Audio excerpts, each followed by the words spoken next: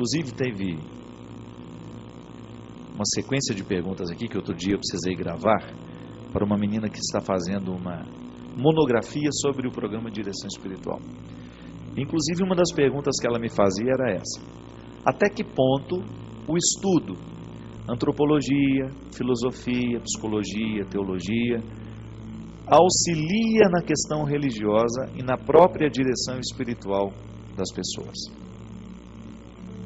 Como é que eu vou falar de fé a uma pessoa se eu não trago aqui também alguns poucos conhecimentos que eu tenho da psicologia?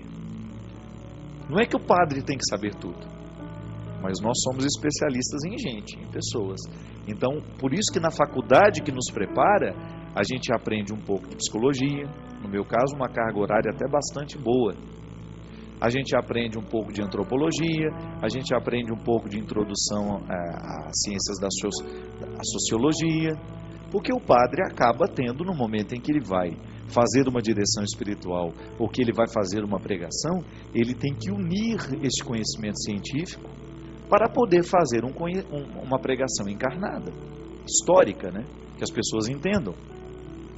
Então, a fé, ela é sempre um acontecimento da pessoa, um dom de Deus que ela recebe, e essa experiência religiosa que ela faz abarca a sua totalidade. É por isso que muitas vezes no conselho espiritual há também um pouco de psicologia. Quantas vezes você precisa dizer ao seu fiel, naquele momento da direção espiritual, que a ajuda de um psicoterapeuta seria bem-vinda?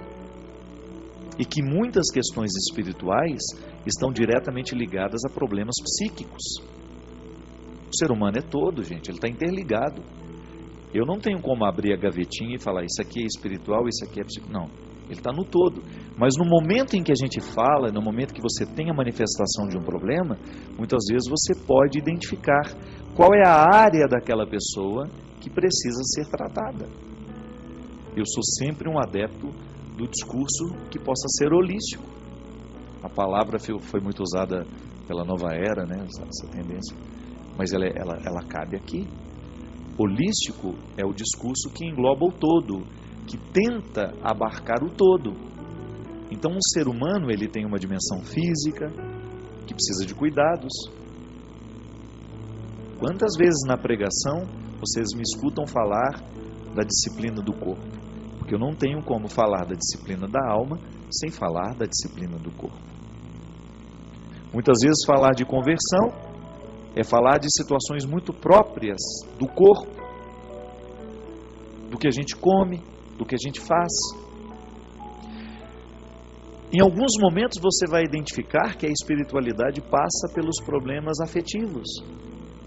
A maneira como eu me relaciono com Deus Pai pode estar diretamente ligada à maneira como eu relaciono com meu pai na terra. Então, se eu tenho uma dificuldade com meu pai, eu corro o risco de ter também obstáculos na minha relação com Deus Pai. Porque a palavra Pai associa diretamente o Pai da terra com o Pai do céu, né? Para muitas pessoas, a dimensão materna de Deus fala mais alto. Por isso que Nossa Senhora, dentro do contexto cristão católico, ela rebanha tanto. Por quê? Porque muitas vezes, dentro da construção humana, dentro da estrutura familiar, a mãe é aquela figura onde a gente tem acesso mais fácil. É mais fácil amar a mãe da gente do que o pai? Em muitos casos, sim.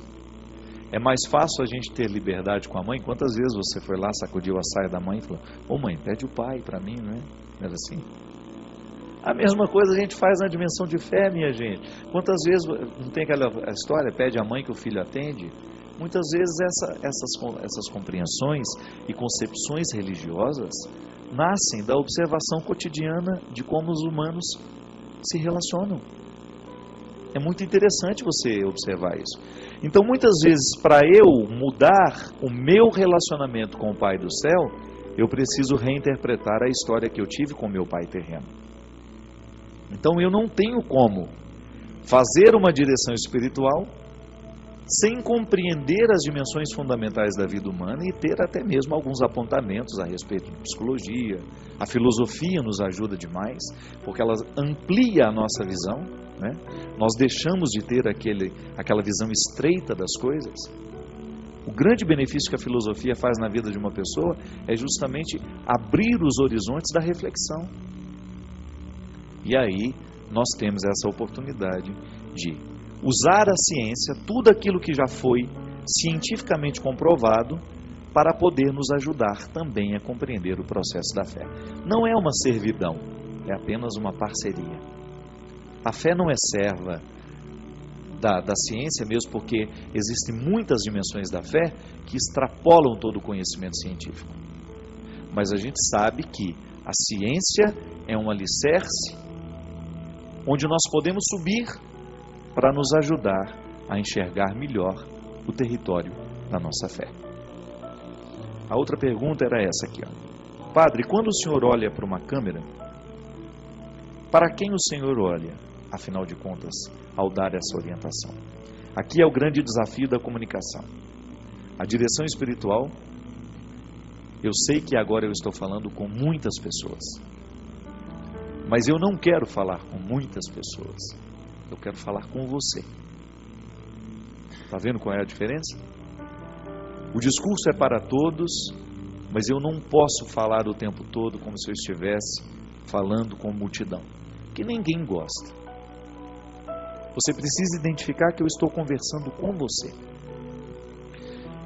E que a direção espiritual que agora eu estou ousando fazer a partir da vida que me é dada aqui, do testemunho que eu recebo, da história que me é partilhada, eu preciso conversar com você. Ainda que isso não seja o seu problema, é como se eu estivesse conversando com você sobre um assunto que alguém me contou. E você, mesmo sem ter nada com isso, começa a refletir comigo. E de repente você descobre alguma coisa que pode lhe servir. Então toda vez que eu olho para essa câmera, eu nunca fico pensando que eu estou conversando com muita gente. Porque senão eu corro o risco de não comunicar. Isso eu aprendi com Jesus. Jesus olhava para aquela multidão e era capaz de identificar cada pessoa que estava ali. Padre, como é a relação com o veículo de comunicação que é a TV? Como é que o senhor se relaciona com a TV? Como se fosse a janela do meu quarto. Para mim hoje, chegar aqui, né, nessa proximidade, é como se eu estivesse na janela do meu quarto, conversando com você do seu. Igual lá em Minas Gerais, né, que ficavam as vizinhas nas janelas, né, das casas, contando as suas histórias. A televisão é isso, não é outra coisa. Você olha para a minha casa, olha para a minha vida, olha para quem eu sou, e de alguma maneira acessa isso. E eu tento acessar a sua vida através das cartas, através do que chega e daquilo que eu já sei sobre você, mesmo que eu nunca tenha te encontrado, porque você é humano. E eu sei que onde existe o coração humano, ali existem conflitos, e eu sei quais são esses conflitos. Já lidei muito com eles. Não conheço todos, conheço muitos deles. Sobre eles falo aqui. Que a direção espiritual é esse momento em que nós, a partir de um discurso, de uma experiência de fé, nós fazemos a análise da nossa vida. Hoje, por exemplo, nós começamos o programa falando da nossa incapacidade de estabelecer laços, de cuidar de laços que sejam para a vida inteira. Isso é direção espiritual. Por quê? Quando você pega o Evangelho, quando você mergulha no mistério de Jesus, você vai descobrir que Jesus é um Deus humano, que a encarnação, que o mistério de Deus encarnado em Jesus é o tempo todo lição de vida. Olhem para mim, descubram como eu vivo, descubram como eu amo. É Deus nos dizendo em Jesus. É o Verbo encarnado nos dando notícias da eternidade. Então, eu vejo que em Jesus a sua opção é sempre pelo amor, pelo laço, pelo vínculo, pela misericórdia. Aí eu quero ser assim também. Aí eu preciso olhar para os meus vínculos, para os meus laços e identificar se neles eu já tenho essa semelhança com Jesus. Presto atenção no meu jeito de viver, no meu jeito de tratar as pessoas, né? Na minha honestidade com elas.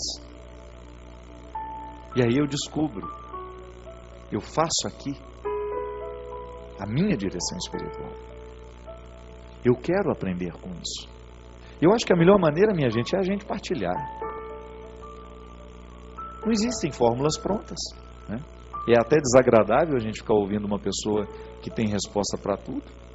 Agora, pode não ter resposta para tudo, mas vamos querer refletir tudo. Nós sempre somos convidados a refletir as questões.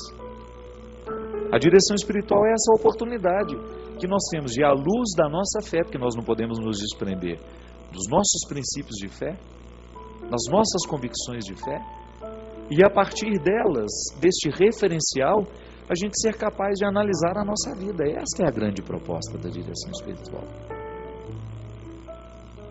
É a gente ter a oportunidade de voltar os olhos para os amores que a gente ama, para a vida que a gente vive, e com responsabilidade ser capaz de dar um significado para tudo isso, de empurrar isso para um motivo novo, né? A gente estava falando aqui do clima do Natal. Você dar à sua alma o direito de sentir-se recém-nascida. Apesar de tantas coisas antigas, de tantas coisas velhas dominarem o nosso... Às vezes o outro nos olha com um olhar antigo, que paralisa, que impede você de ir além. Não. Você se dar essa oportunidade. Você se surpreender-se. Você conceder-se essa oportunidade maravilhosa de fazer o Natal acontecer com todas as suas consequências. De você permitir que a estrela de Belém brilhe no presépio da sua vida. E que no menino Jesus você sinta-se recém-nascida. Que você sinta que a sua vida está apenas começando. Ainda que você tenha 60, 70, 80 anos. Não importa quantos anos você já tenha vivido. Este é o Natal onde nós vamos ter a oportunidade, todos, de sermos recém-nascidos. Seremos recém-nascidos na noite do Natal. E por isso que o Natal é uma mística que precisa acompanhar a gente todos os dias. Todo dia é Natal.